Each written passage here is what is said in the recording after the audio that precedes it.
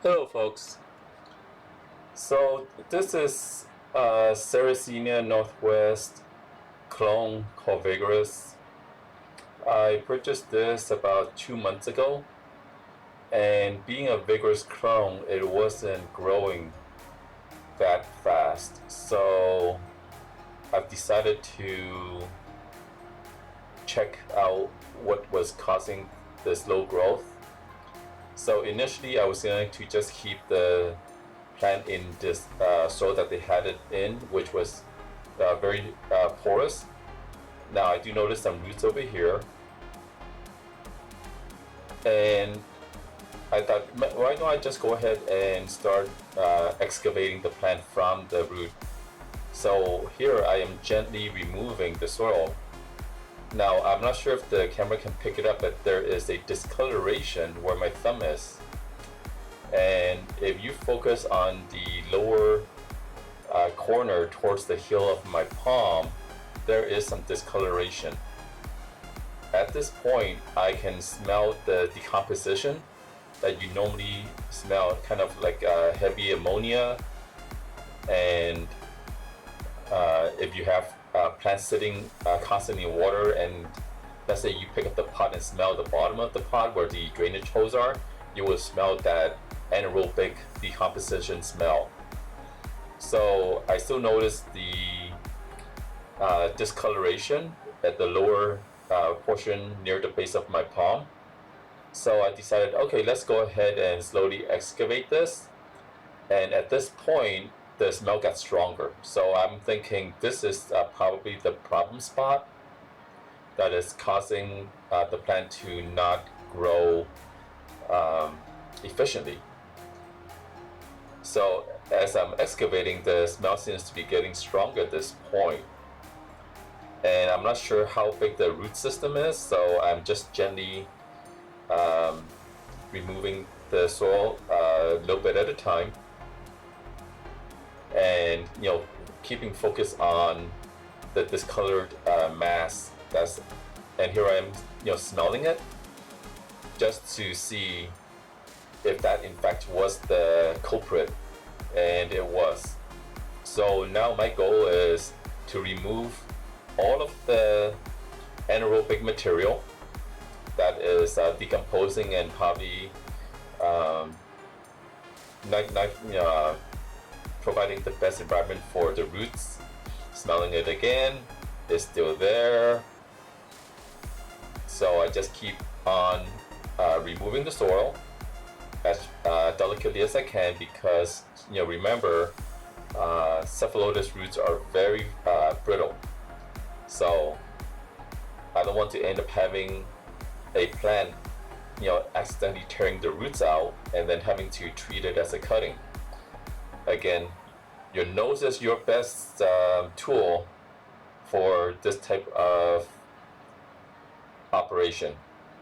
So as you can see, that mass of discoloration is the source of the anaerobic environment. And as you can see, there are no roots growing in here. Now you will notice the roots there. After the excavation, that is all there is to supporting this plant. And what I'm doing is I'm constantly smelling to see if I've removed all of the decaying matter. And so again, delicately just smelling, removing, and at this point I can still smell the decomp. So I'm continuously removing the material.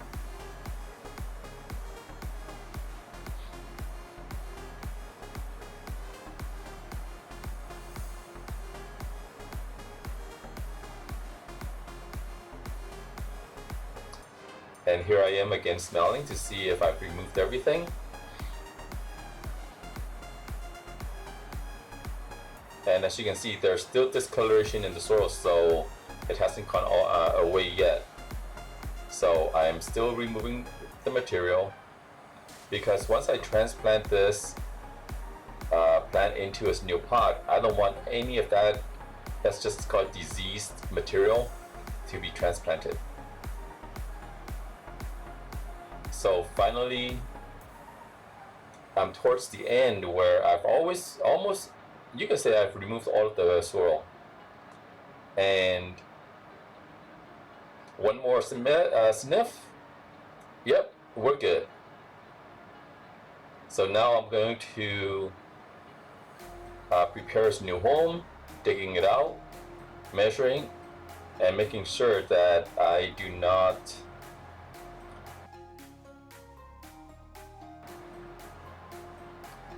So as I normally do, I just easily tease the soil back into the pot and gently firming it down. I don't want it to be compact, and I also don't want it to be so loose that once I start watering that the soil starts to settle. And I've learned that growing the plants in this method, it is best to keep the soil all the way to the rim of the pot, if not to the center, forming a small mound. So the plant can sit on a very mound of soil, and that way it will keep the pitchers from hitting the sides of the pot as it grows.